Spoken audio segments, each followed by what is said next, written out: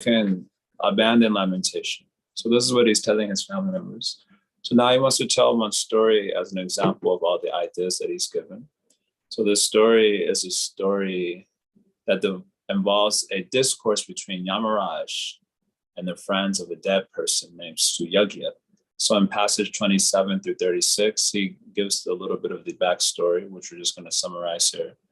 So basically, there was one king of a province named Ushinara, and his name was Suyagya. He was a warrior, so he died on the battlefield. And so the residents of Ushinara were without their king. They began to lament greatly.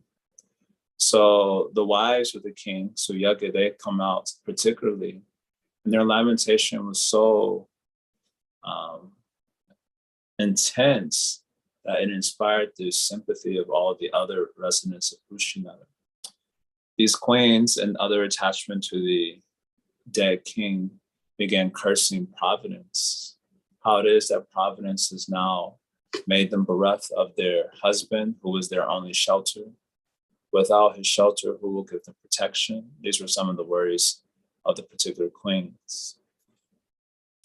It seems that their lamentation was so intense that it gave a little disturbance, or at least it was heard by Yamaraj.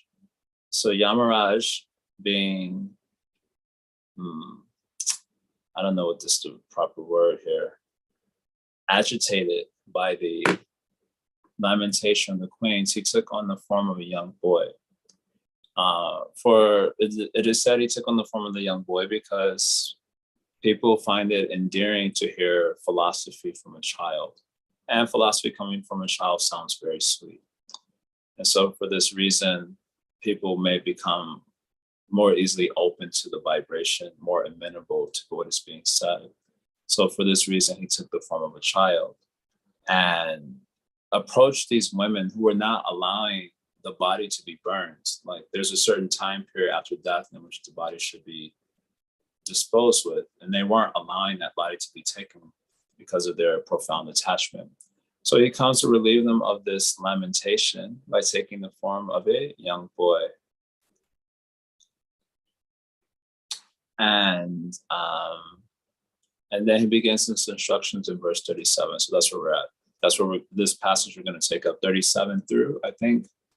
It goes from 37 to 49. We're going to try to finish all these verses. They're kind of straightforward, but this is a passage we want to take up. Yamaraj's instructions to the queens, which are mimicking the instructions that Hiranyakashipu himself gave to his family members. So that is why he's citing this particular story. So this is the first verse of Yamaraj's instructions to the queens and the residents of Ushinara.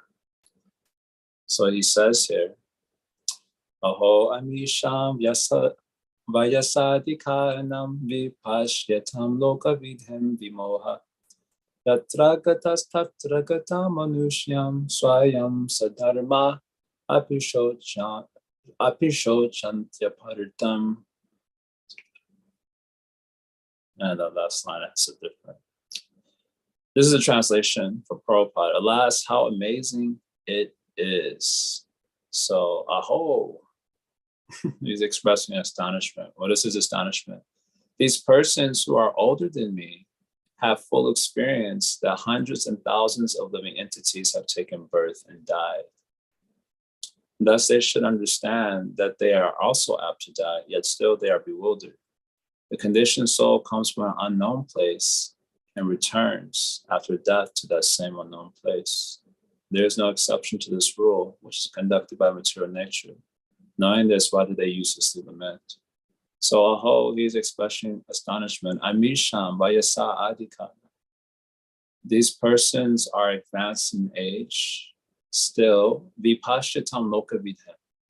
And they have seen throughout their lives the lokavidhem, the vidhi of the world.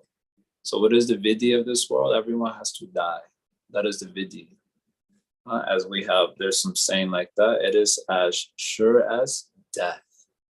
So everyone, they're vayasa adhikana. They're elderly in age, and they have seen throughout their life the lokavidhyam, the vidhi of this world, which is death. Still they're bewildered, vimoha. So he's expressing astonishment. How are they bewildered by this? Yatra gatas tatra gatam manusha. Humans or people, they come from some unknown place, yatra agatas. And tatra gatam. And to that same unknown place, they return. Prabhupada and Sri Vishwanath, they're quoting this nice verse from Bhagavad Gita. Avyaktadhini bhutani vyakta madhyani bharata avyakta nidinamneva tatraka paridevana. This is a very nice verse from Gita. Whether you believe in the soul or you believe in matter, you have a secular view. The person that we see, so the gross physical body, or whether you believe in the soul, it has come from an unknown place. Then it is manifest for a particular period of time, and then to that unknown place it returns. If you're a secularist, then you take the body to be the self, then the self has come from an aggregate of material elements that were not amalgamated at one point, then they become amalgamated, and then they again spread out. You know, the energy is still there, but now it's just in some other form. Or you believe in the soul, so the soul is entered into the body, and then the body is there for a particular time, and then it leaves. So whatever your conception of the self, it is basically coming from some unknown place and returning to some unknown place, according to the movements of time. So Vipashyatam, this has also been seen by people who are advanced in age. They've all seen this. Swayam Sadharma. And they themselves are having similar nature. Sadharma api. Although they are having similar nature, which means they too will pass out at some particular point. And this they are also knowing. Still, shochanti apartam. Still they're lamenting uselessly. So, yeah, he's expressing astonishment at the ignorance of souls who lament, even though they're saying that this is the nature of the world, that those who are close to them have suffered due to this lokavidi, that they themselves will also, and any day now, also experience the same lokavidi. Still they're lamenting, and this lamentation also doesn't solve anything. It doesn't provide any solution to the dilemma. So he's expressing astonishment for this. Next verse. Aho vayam dhyan nyatama yadatra tyakta pitribhyam navichintayama abhakshamana abala vrikadibi sarakshita rakshati yo higarbe. It is wonderful that these elderly women do not have a higher sense of life than we do. So aho vayam dhanyatama. He says we are most fortunate. We means we children. Of course, Yamaraj is not a child, so this seems a little bit unfair when I was reading it. Or we, those who are situated in proper knowledge. So we are dhanyatama.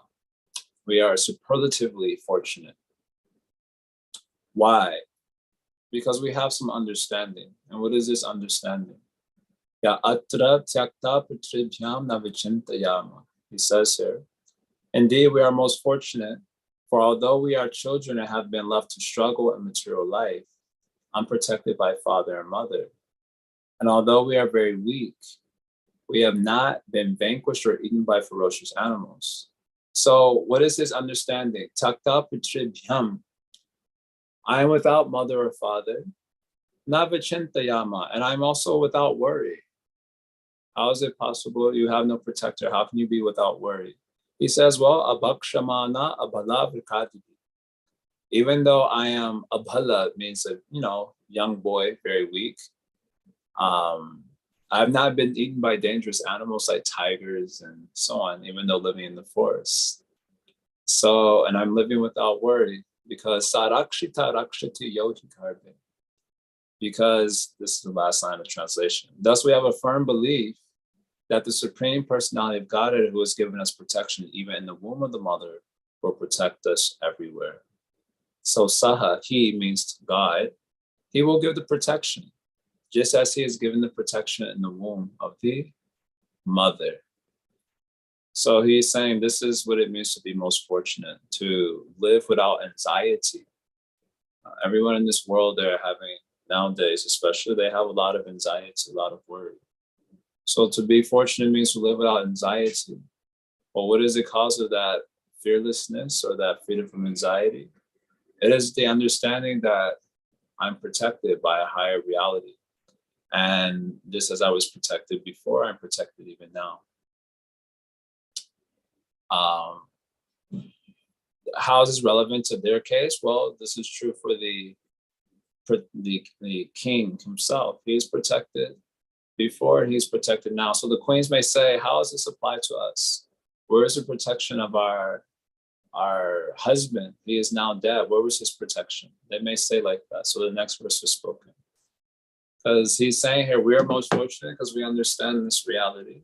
That God is protecting always. So I'm just roaming around, even I have no father and mother.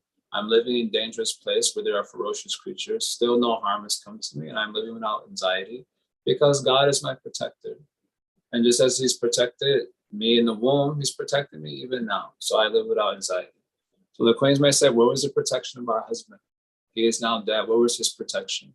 Because living entities we only see with the external eyes. So the next verse is spoken. Ya icha yesha sujati tamabyayo yad eva rakshatya valumpate chaya tasya balakre danam ahu ishitush chara chara nigraha sangrehe prabhu. So the boy, okay, all weak women. So Abala, he's described himself as Abala in the previous verse as a weak child. Now he's saying you are also Abala, but your Abala is in a different sense. Their Abala is in that they're weak in understanding. Only by the will of the Supreme Personality of Godhead, who is never diminished, is the entire world created, maintained, and again annihilated. So in answer to the hypothetical question that they must have been thinking, where was the protection of our husband? He says here, Ya icha yesha, sijati dham avyaya. The imperishable Lord is acting according to his own desire. So according to his own desire, he gives creation. According to his own desire, he gives protection, yad eva rakshiti. And according to his own desire, he is also causing destruction of things, like the body of your husband. So they may say, where is the protection? Where was God's protection for our husband? So his response to that is, God is acting according to his own desire, not according to your desire. So they may say, well, why is God's desire independent of our desire? Because this is how the living entities think. That if God is merciful to me, then he will fulfill my desire. He'll act according to my desire. So then in response to that, he's referring to the imperishable reality as Isha. So Isha means a controller or one who is independent controller. So the idea here is that if we can ascertain the cause of God's desire, then he would not be independent. And the whole idea of being God is that you are what is that? The cause of all causes, sarva karana karana. So he's the beginningless cause of all causes. What is that verse from Brahma Samhita? Ishara Parama Krishna, Sachit Ananda Vigraha, Anadiradir Govinda, sarva karana karana. So he is the beginningless reality, the first cause. The first cause is not in a cosmological sense, like he's the first cause of the universe, and from him other things are coming. That leads people to think that, what caused God? So he's not the first cause in a cosmological sense. He's the first cause in the ontological sense, which means he's the very basis upon which there can be any existence whatsoever. Just like the very basis of heat and light is fire. If there was no fire, there could be no heat and light. So you can say fire, and the analogy that I'm using is the ontological cause of heat and fire. It's not the first cause in a sense of first there was fire and then later on there was heat and light. Otherwise, heat and light and fire, they're always, you can say, coexistent. It is not that first you had the sun and then sunshine came a little bit later on. Not like that. If there is sun, there's also sunshine. So they're like co-eternal. But the sun is still called as the cause of the sunshine, but in the ontological sense, because it is the very basis upon which there is any sunshine and heat whatsoever. So God is not the first cause in the cosmological sense. That's how most devotees think of that verse. He's the first cause. He's the cause of everything means that first there is God, and then he brought forth the universe. So he's the first cause in the cosmological. No, he's the first cause in the ontological sense, the very ground upon which there can be any existence whatsoever on a moment-to-moment basis. Just like if there was no sun, there could be no sunshine at any moment. And that there is sunshine at any moment means there must be the sun. That's the very ground of that. So that we're existing even right now, God must be the first cause or the very basis for that particular sort of existence. So being the first cause, there's no cause beyond him. So he is the very basis, so there is no cause beyond him. So therefore, if you try to ascertain the cause of God, either in the ontological sense or even in the cosmological sense, then that something would itself be the God that we're talking about. So he has no cause. Therefore, the idea here is you not be able to ascertain any answer to that. Just like sometimes when the conversation about the origin of the jiva comes up, and people first encounter this idea of a beginningless existence. It's very interesting that no one ever has a problem with this concept when it comes to God himself.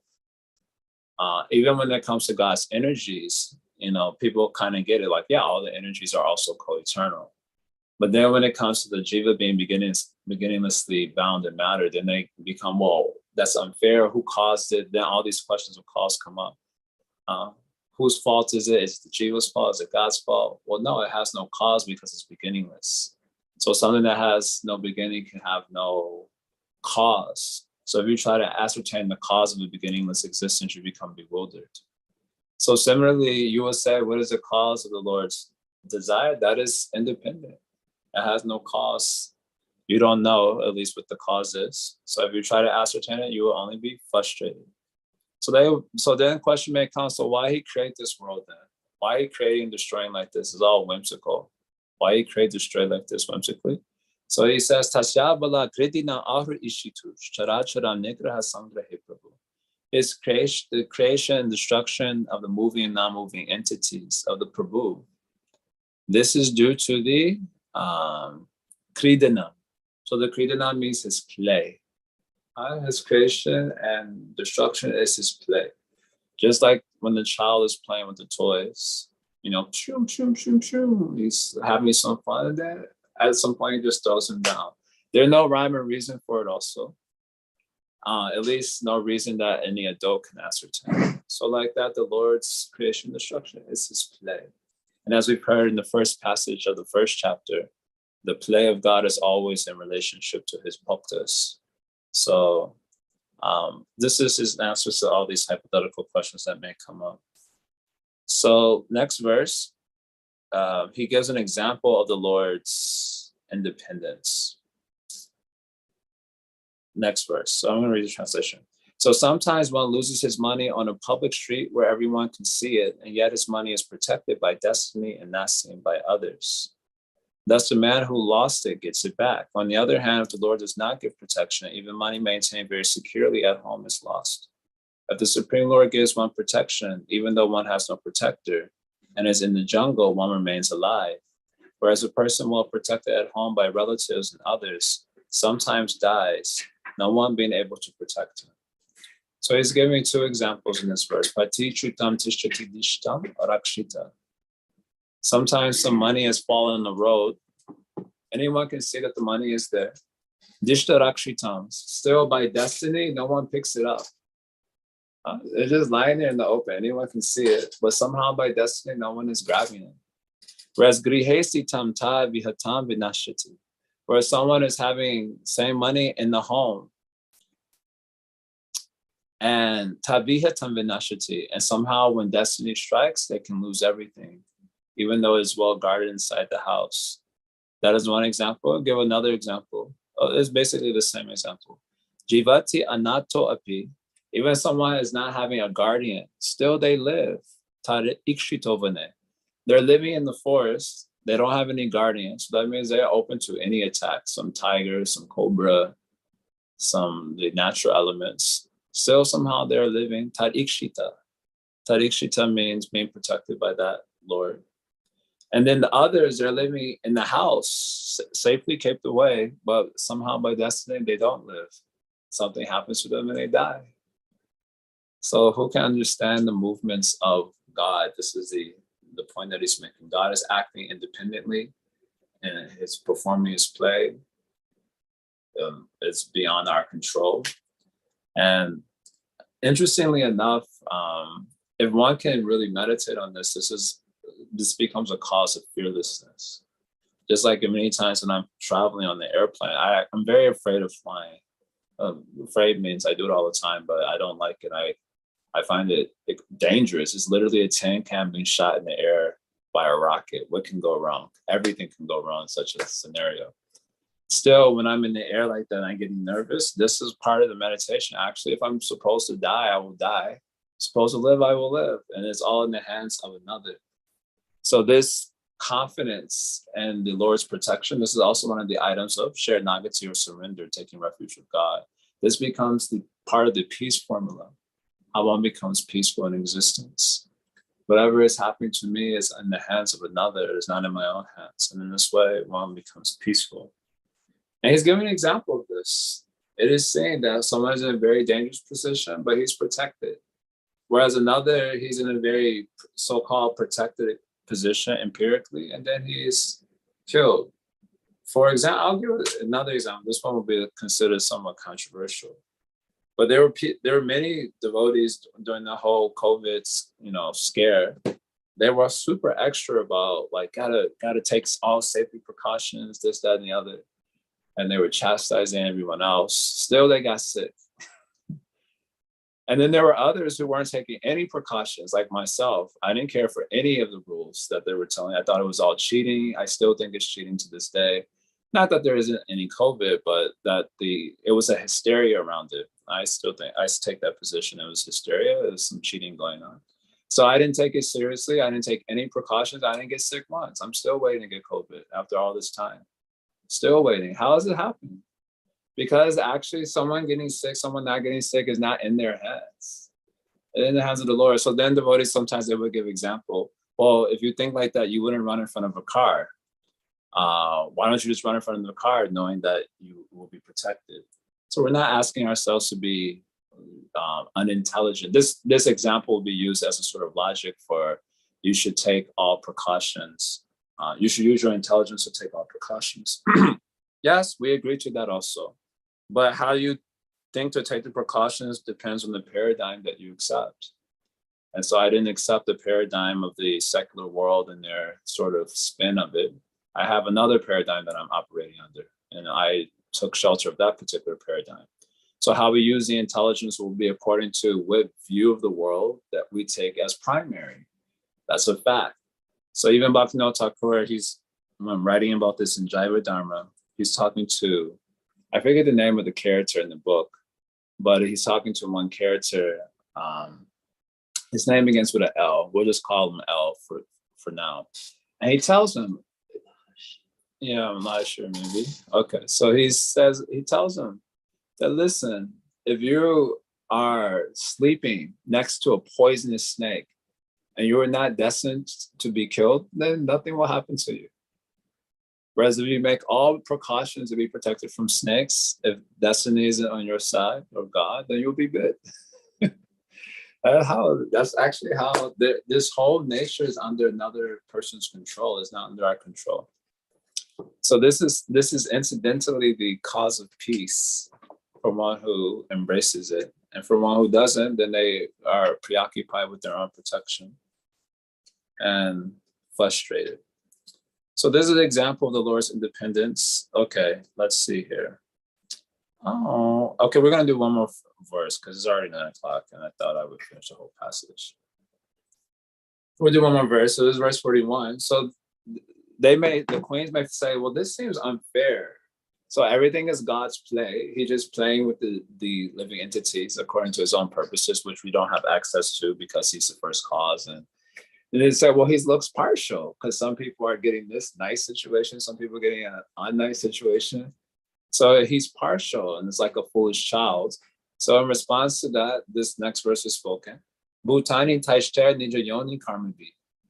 So this means the living entities, Bhutani refers to the living entities in the bodies that they take on. Bhutani taishter nija yona karmavi. According to their own karmas, they accept different births with different sorts of bodies. So in other words, God is not to be blamed for the different positions that the jivas take in this world. This is due to their karmas. This we have heard earlier. Someone may say, well, what about the first karma? And to that, Vedanta Sutra says, well, karma is beginningless. So according to their own karma, they're taking on the body. Bhavanti kale na bhavanti sarvashaha. And in time, these bodies appear, and in time, these bodies also disappear, and this is true in all respects. So the idea here is God is not to be blamed, but the karmic force is what is the cause of the different variegated situations that living entities find themselves in. Na tatra hatma prakrito apistitas. Although the Supreme Lord is situated within Prakriti. This phrase, Atma, the word Atma here in this third line, not Tatra Atma, Pakrito Apistitas. The word Atma here can mean the individual soul, which is how Prabhupada translates it, or the word Atma can refer to the Paramatma. So although situated within Prakriti, so the Jiva is situated within Prakriti, but with identity with Prakriti. The Super Soul is situated within Prakriti, in a sense, but without identity. So the line here, na tatra atma pakrito apisitas, although situated within Prakriti, the Paramatma, not tatra, it is as if he's not situated there because he's situated there without the attachment. You understand? We gave this example before. Just like when you're traveling on the airplane, you're only traveling with your friends.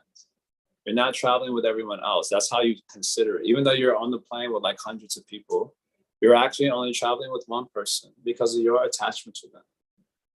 And because of your detachment from everyone else, although you're actually in the plane moving with them, it's as if you're not with them at all because you have no attachment to them. So although situated in Prakriti, the Lord is as if not situated there because he is having no attachment to Prakriti. Unlike the jivas, we're situated in Prakriti and we're attached to it. So we're actually like kind of situated there and suffering the results of that. Tashaguna anyatama hi padite. Anyatama, he is most different. That means Paramatma. He is most different from the gunas of Prakriti because of his transcendence. And therefore he is not bound by it. So the idea here is that God is giving the results of our karma by his proximity to Prakriti. It's not like he's like, okay, I got to look at all these jivas. Okay, you get this, you get that. That one gets this one gets that. No, by his mere proximity to Prakriti, then the karmas of the jivas are being facilitated. And that too we heard when studying chapter 1, this is incidental because Paramatma's concern is with the bhaktas only and not with the conditioned jivas. And therefore he is situated in Prakriti, but as if not situated there because he's only situated there for the bhaktas and not situated there with the conditioned souls who are getting their karmas according to, the Lord's mere proximity to that Prakriti. He is supremely other, anyatama. Supremely other, transcendent, therefore he is not bound by it. So this is a verse about Paramatma or the soul. Prabhupada's translation. Every conditioned soul receives a different type of body according to his work, and when the engagement is finished, the body is finished. Although the spirit soul is situated in subtle and gross material bodies in different forms of life, he is not bound by them, for he is always understood to be completely different from the manifested body. So we're going to pause there. We'll finish Hiranyakashipu's storytelling here tomorrow, hopefully. I wanted to get through the whole thing, but it's kind of a long passage. Okay, so these are some of the ideas that Hiranyakashipu is telling to dispel the grief. This seems to be a standard sort of teaching in Vedic culture. So the demons who also knew the Vedas would understand the standard teaching, even though they weren't able to embody it, like in the case of Hiranyakashipu. Still, in the mood of taking gold even from a dirty place, these are some valuable statements being made by Hiranyakashipu. Definitely worth hearing as we, the conditioned souls, suffer from grief. Okay, So we'll see if anyone wants to say anything here.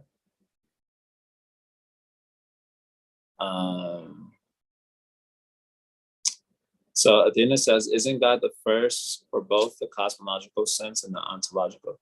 Well, before there can be a cosmological sense, there has to be an ontological sense, right?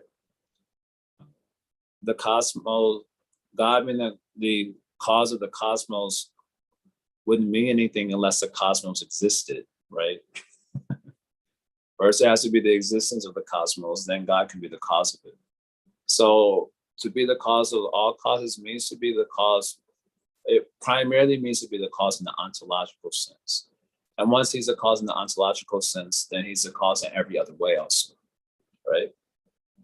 Because without the thing existing, it couldn't be caused in any way, right? So when we say God is the cause of all causes, it primarily means in the ontological sense. And then from there, it means in every other sense necessarily.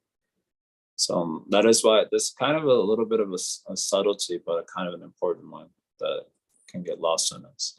It's not the jiva's fault. It is the fault. It is the fault beginningless existence. As long as it's someone's fault. But you can't really confront beginningless existence. So here we are having to deal with the fruits of our own karma. Athena says, it's the concept of trust in God, but tie your camel is doing our part, like the Sistine Chapel painting of the hands of God and Adam. Sure, but how you do your part will depend on the paradigm that governs your psyche. For example, in this book, Journey Home, so one time Srila Ranath Maharaj is there traveling in Braj this time, so he meets Ramesh Baba. So at the time, apparently there was some like bobcat or some tiger roaming around in Braj. And, devotees in the area were saying, be careful, he's attacking, you have to be careful. So that time Ramesh Baba Maharaj is staying there, or Ramesh Baba's ashram. This is before Maharaj came to ISKCON. So Ramesh Baba went to take rest and he took one little stick there. He took one little stick and laid down and with the stick. It was one small stick is there. So Maharaj asked, what is the stick for? He said, well, there's some dangerous cat roaming about. So if the cat comes, the stick is here to, get rid of the cat. So Maharaj is like, it's some dangerous tiger is coming. What this little stick is going to do? And Ramesh Baba was, yes, but I'm doing my part. Everything's actually in the hands of God, but I'm just doing my part. So what was this, from an empirical perspective, that's insane. If you have to look at that scenario empirically, that is insane. What will a little stick of protection? But Ramesh Baba is clearly operating according to a completely different paradigm. So how he applies the principle of tie your camel is according to the paradigm that governs his psyche. So it is also with, I was giving the example of COVID, or it is with anything. Yes, we should use our intelligence, but how we use it will be according to the paradigm that we allow to govern our psychic world. So unfortunately, we're all trained in the secular way of thinking. So even though we're devotees, philosophically, many of us are still psychologically secular. And so when, as they say, in the Americas, when the shit hits the fan, that means when things get serious, we often tend to expose our secular response to life situations. We don't respond like devotees. You may have noticed that also. So many of us are philosophically devotees, but we're not emotionally devotees. And therefore, when things get heavy, our response is like secular people.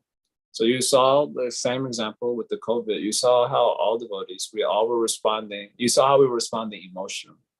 So we were becoming one another's enemies, chastising. Just like the secular world, how they were treating each other, so the devotee community was treating each other the same way.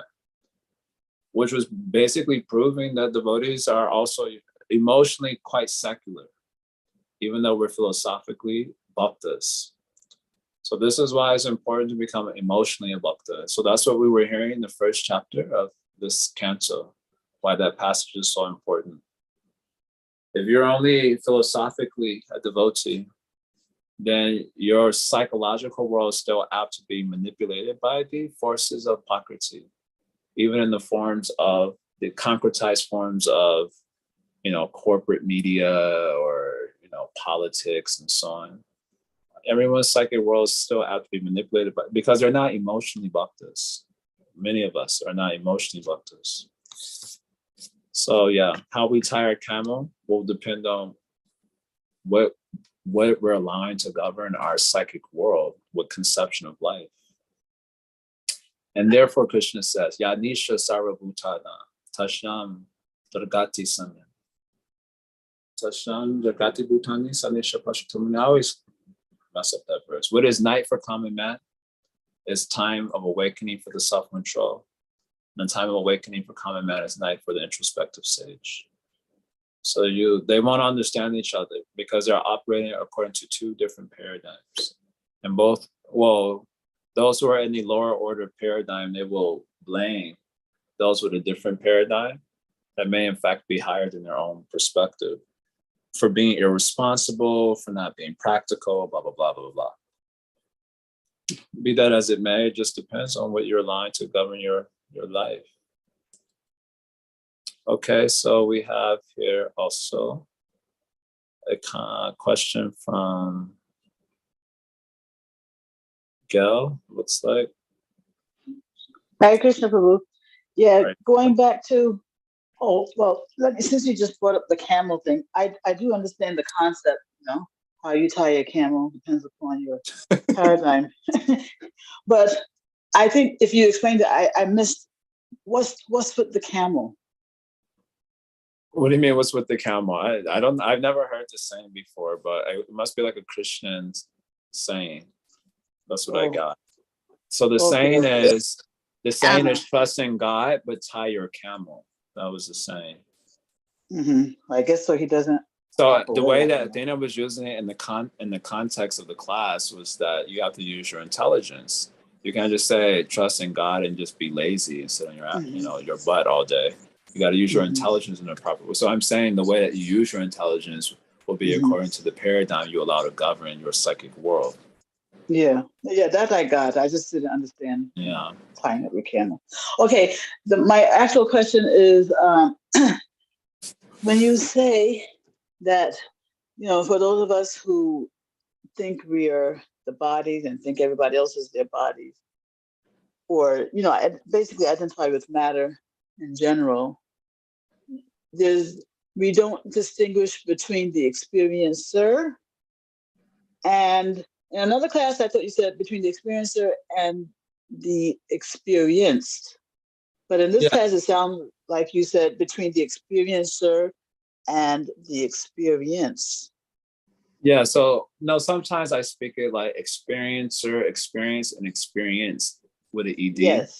Yes. So the experience ED refers to the grosser objects of nature. Experience refers to the subtle object, and then experiencer refers to the soul. But the conflation is really with the soul and mind, right? Mm-hmm. So that's why we just said experiencer and experience today, because that is where the real problem lies in our identifying with the psychic world.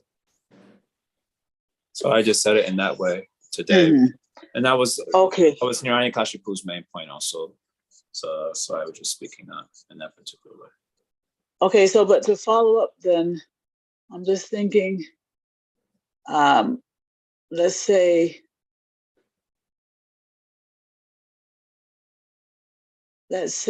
I don't know, I touch a hot stove, right?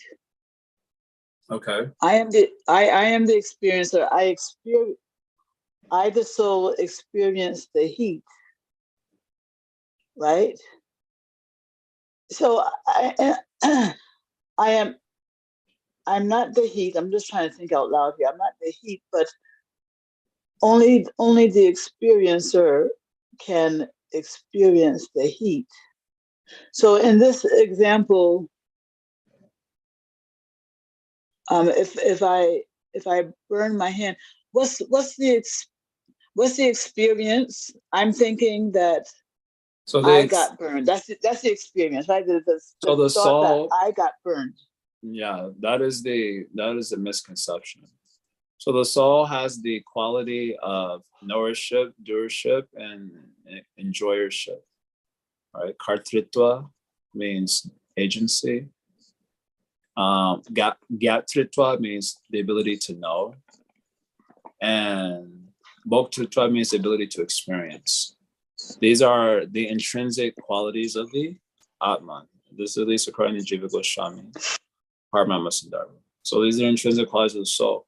But these intrinsic qualities of the soul remain as latent potentials until connected with the body, spiritual or material. For example, let's take a doership example. If you want to, you have the ability to write. So you have that ability in you, but you're not able to write unless you have a pen or a paper. That ability doesn't manifest itself. They just exist as a potential, an intrinsic quality within you that doesn't manifest until you have a pen and paper to write with. So like that's the doership quality. Yeah, that's a doership quality. So also like that doership, enjoyership, nurture, they're all together. We're just taking that one as an easy reference point for catching the idea.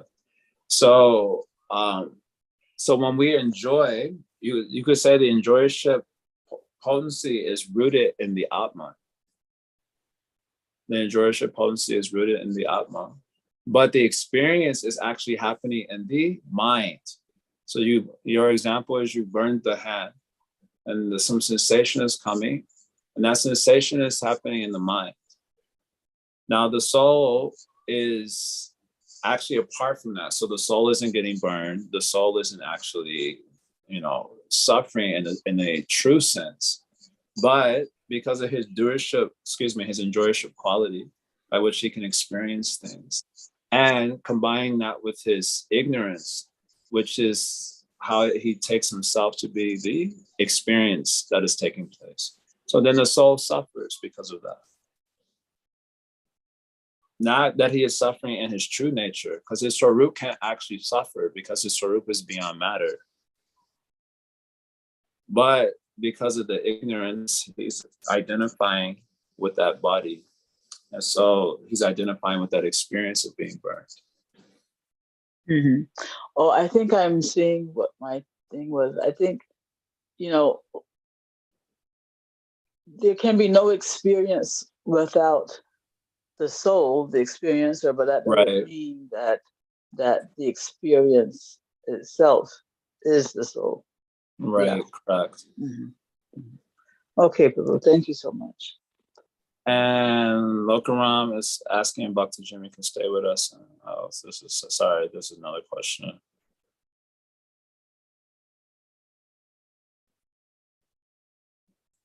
Okay, anyone else wants to say anything?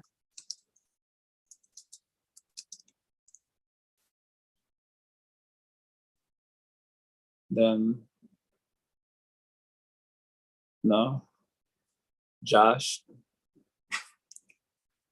You zoomed in closely. Hare Krishna Prabhu.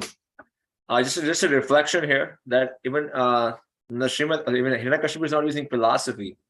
He's using storytelling to get the point across. Well, he used philosophy first and then storytelling. So the two should work in tandem. I'm not sure. I don't think that worked. That's why he has to tell the story too. Say what? I don't think the philosophical argument worked. That's why he had to tell the story. Well, the story is also the philosophical argument, but in story format. Yeah. So story format is a very effective way of advertisement and getting people to be convinced to consume your product, even if your product is knowledge. And if you can frame it as a story, then you make it more, what do you say, consumable. Is that even a word? It's not a word. It doesn't sound right. So yeah, everyone's used this tactic. All right, I need to sell this product, so let me make some story around it. Just like they wanted to sell the medicine, so they make some story around it. And then people buy the medicine, isn't it? They make some story around it. Everyone become afraid. Oh, if I don't get the medicine, something bad will happen to me. Or they make some story around any product you see. Some things are even absolutely ridiculous, you know, some clothing or some stupid object, but they make some story around it and everyone begins buying it. They have many memes of this that are very funny. Like they said, I saw one meme, it's like a meme of me coming out of my house after COVID gets over. And it's just like a picture of someone having like a tiger as a pet and a crown and a cape and like just all this useless garbage that they bought while they were trapped in their house. And it's like me coming out after COVID. How did you get convinced by all this stuff? They told some nice story. It was a very interesting story, very compelling. And now there's so many arguments about which sort of diet to do. You should do keto diet, this diet, the other diet. And no one will hear the argument, but then you tell some story and then you tell some cute looking model looking very strong and beautiful. And they say it is due to the diet. And then you buy the product. So everyone has been doing this since time immemorial. It's a very classic tactic. Okay, I have some knowledge. I need you to consume this knowledge, but you're having a little hard time. So here's some story. You take it.